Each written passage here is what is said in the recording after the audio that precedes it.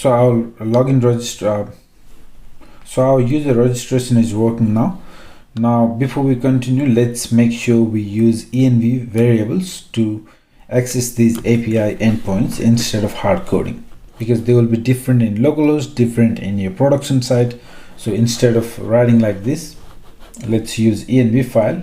Otherwise you will be spending a lot of time manually changing in each and every file later. Right?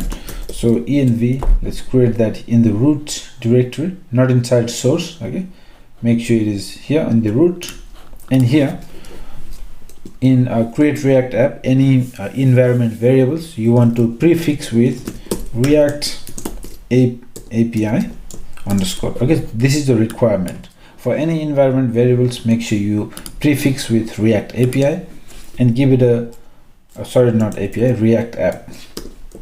Okay, so you need to prefix all the variables with react app underscore, and then you write your name. For example, we want to write a variable by the name of API, so we just use API equals to, and here we can write http://localhost:8000/API. So this is our backend API, right? So once you have this one, you should be able to access this in any pages.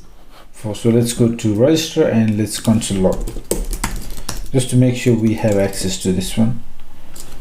So we can access that using process.env the variable name. Now this will not work because whenever you make any changes to env file, you have to restart your server. So if you come here in the register page, we don't have anything here, it's undefined. Okay, so always make sure to restart when you make any change in .env. So let's do that.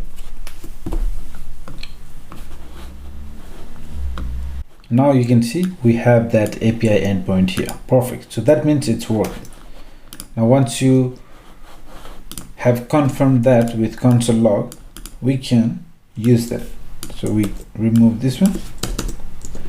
So instead of hard coding this one, let's leave the register part, and here we put that variable here, process.env.reactAppAPI/register.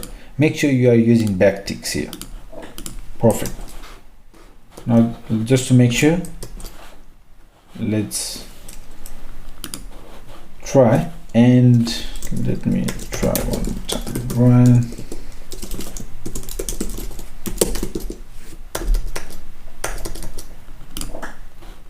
Alright, so we are making request to correct endpoint, so that is working.